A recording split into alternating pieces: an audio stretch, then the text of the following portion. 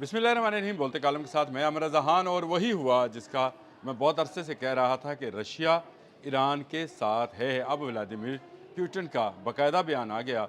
आज उन्होंने अपना ख़त लिखा ईरान को, और उसमें उसने कहा कि उसकी गैर मशरूत हमायत जो है शामिल है। दुनिया बड़े तेज़ी के साथ बदलती जा रही है, और मैंने आपको याद होगा कि आज से 5 दिन पहले ये बात कही थी कि अब न्यू वर्ल्ड ऑर्डर लिखा जाएगा, और इस न्यू वर्ल्ड ऑर्डर के अंदर लिखा यह जाएगा कि अमेरिका जो है वो उसका हुक्मनामा मिडल ईस्ट पर कम अज़ कम नहीं चलेगा, और एक नया इत्तेहाद बनने जा रहा है जिसमें ईरान है, रूस है और चाइना है।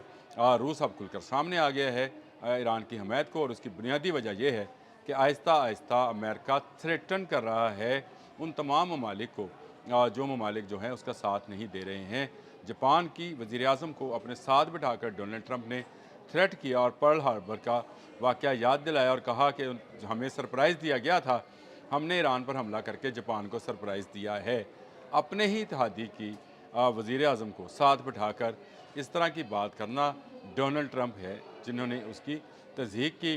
अब ये इत्तेहाद जो है शायद ज़्यादा अरसा ना चल सके, लेकिन क्योंकि जापान कोई अपनी सिक्योरिटी नहीं रखता, कोई अपनी इस तरह की वेपन्स नहीं रखता, इसलिए अमेरिका उसको थ्रेट कर सकता है। लेकिन रशिया का क्या करेगा?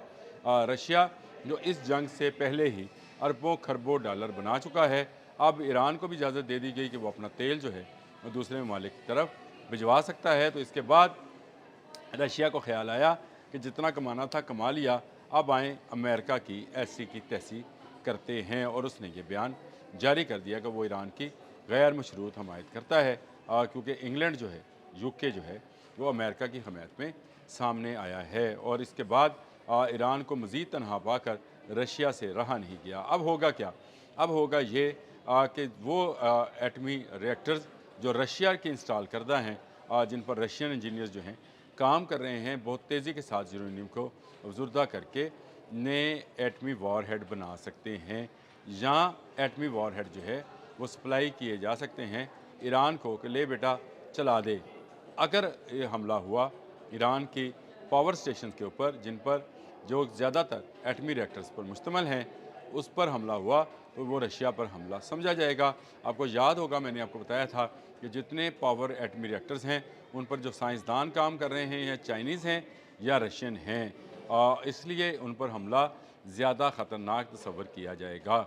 और उसके बाद रशिया और चीन जो है बराह रास्त इस जंग में शामिल हो जाएंगे। अभी चाइना जो है बराह रास्त नहीं है।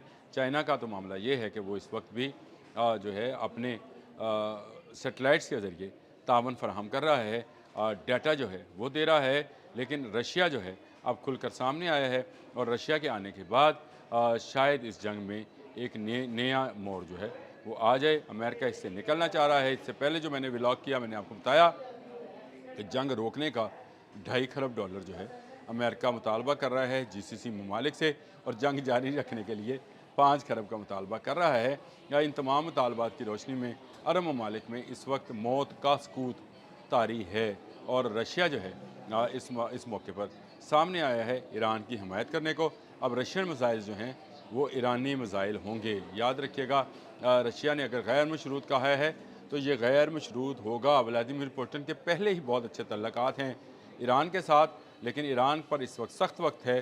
तो व्लादिमीर पुतिन जो हैं मज़ीद इसको मजबूत करने के लिए ईरान का भरपूर साथ देंगे। मैं पहले भी बता चुका हूँ, दोबारा बता रहा हूँ, इस जंग से पहले भी मैंने एक व्लॉग किया था कि ईरान, चीन और रशिया के लिए जो है फीडिंग पॉइंट है, यानी इससे वो ताकत हासिल करते हैं। चीन जो ऑयल है उसका 90% ईरान का उसका ख़रीदार चीन है, इसलिए उसकी एनर्जी की ज़रूरियात जो है ईरान के बगैर नामुकम्मल है। और रशिया का दुनिया में रशियन टेक्नोलॉजी और रशियन दफाई साजो सामान का सबसे बड़ा बाहर जो है वो भी ईरान है, जो रोबल में उसके साथ तबादला करता है, और ईरानी तेल किसी तौर पर रशियन वेसल्स में भी जाता है, ये भी मैं आपको बता चुका हूँ। और अब ये वेपन्स जो हैं ये ख़रीदार जो है अब उससे सही मानों में ख़रीदारी करेगा। आपको बहुत जल्द Su-57 जो कि 5th जनरेशन जहाज़ है वो उड़ता हुआ नज़र आएगा।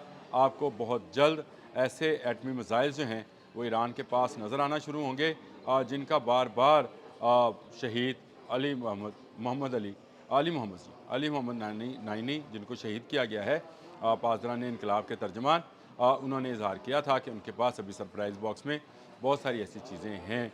रशिया का और ईरान का Su-35 के हवाले से पहले ही माहिदा मौजूद है, जिसकी तैयारी भी ईरान में की जानी है। 5 एटमी रिएक्टर्स जो हैं वो रशिया मज़ीद बना रहा है, जिसके लिए $30 अरब का माहिदा जो है ईरान और रशिया के मबैन हुआ था। और ये एटमी रिएक्टर्स जो हैं वो भी जल्द तैयार हो जाएंगे। यूरेनियम की अफजर्दगी के हवाले से भी रशिया का बयान आया था कि जो अफजुर्दा यूरेनियम है उसको इमानत के तौर पर वो ईरान से लेकर रखने को तैयार है। लेकिन अब व्लादिमीर पुतिन का ये बयान, ये एक दुनिया, उस दुनिया के लिए जो ईरान के मुखालिफ है, सारी दुनिया के लिए नहीं, उस दुनिया के लिए जिसमें GCC ममालिक शामिल हैं, इसराइल है, अमेरिका है, बरतानिया है, इन ममालिक के लिए एक बड़ी खतरे की घंटी साबित होगा, क्योंकि रशियन का इस जंग में इन्वॉल्व होना 2 सुपर पावर्स को आमने सामने ले आएगा। 2 की बजाय अब 3 ही समझें, क्योंकि चीन भी रुक नहीं पाएगा। और ये जंग जो ईरान की पर मुसल्लत की गई और ये कहा गया कि ये चंद रोज़ा जंग है, जिसके बाद ईरान जो है अपनी हिम्मत हार जाएगा। ईरान ने हिम्मत तो ना हारी। आज 23वां रोज़ है, जंग को 28 फरवरी से शुरू हुई थी और आज 22 मार्च है।